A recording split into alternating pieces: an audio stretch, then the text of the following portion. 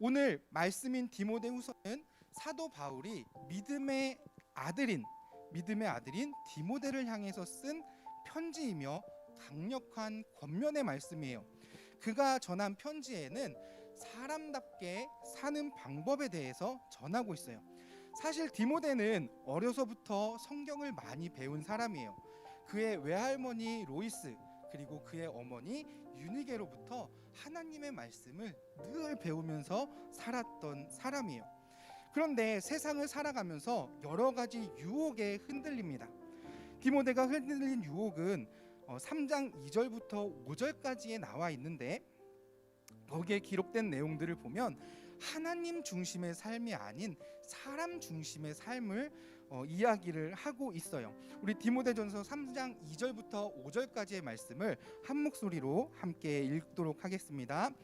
사람들은 자기를 사랑하며 돈을 사랑하며 뽐내며 교만하며 하나님을 모독하며 부모에게 순종하지 아니하며 감사할 줄 모르며 불경스러우며 무정하며 원한을 풀지 아니하며 비방하며 절제가 없으며 난폭하며 선을 좋아하지 아니하며 배신하며 무모하며 자만하며 하나님보다 쾌락을 더 사랑하며 겉으로는 경건하게 보이나 경건함의 능력은 부인할 것입니다 라고 기록을 했어요.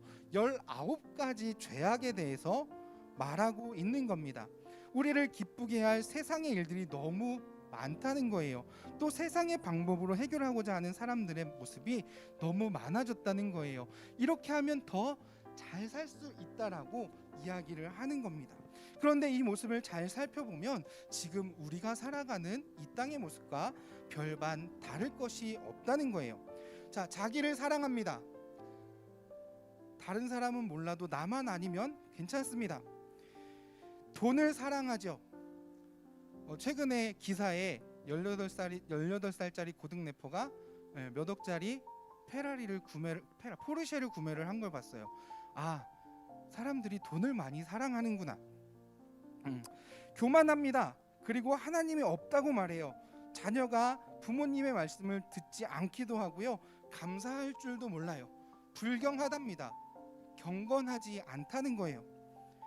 또 경건한 삶을 살기보다 탕자와 같이 허랑방탕한 삶을 즐기는 것에 더 큰 의미를 둔다는 거예요. 절제가 없어요. 난폭합니다. 나의 즐거움을 더 좋아해요.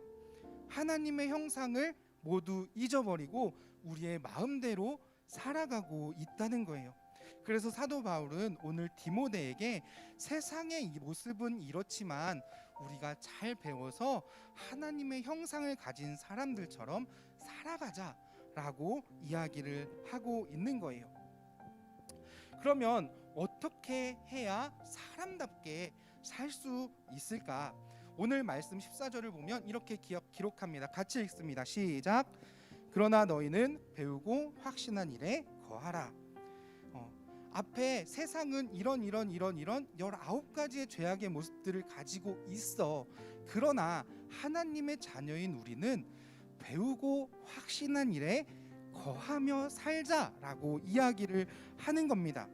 여기 있는 여러분들은요, 짧게는 몇 개월의 신앙생활을 했을 수도 있고요, 길게는 수십 년의 신앙생활을 하기도 했을 거예요. 그렇게 지내는 동안 우리가 교회에서 무엇을 배웠습니까? 하나님의 말씀을 배웠어요. 그리고 이 땅을 어떻게 살아가야 하는지에 대해서 배웠어요. 또 하나님의 형상을 가진 우리가 무엇을 기억하며 살아야 하는지에 대해서도 배웠다는 거예요. 그러면 무엇을 배워야 하냐? 바로 쉐마의 말씀을 배우는 거예요. 신명기 6장 6절부터 9절에 보면요, 하나님이 이스라엘 백성들에게 무엇을 가르쳐야 하는지, 그 자손들에게 어떻게 가르쳐야 하는지를 이야기하는 것을 볼 수가 있어요. 우리 같이 읽습니다. 시작. 오늘 내가 내게 명하는 이 말씀을 너는 마음에 새기고 내 자녀에게 부지런히 가르치며 집에 앉았을 때에든지 길을 갈 때에든지 누워 있을 때에든지 일어날 때에든지 이 말씀을 강론할 것이며 너는 또 그것을 내 손목에 매어 기호를 삼으며 내 미간에 붙여 표로 삼고 또 내 집 문설주와 바깥문에 기록할지니라. 아멘.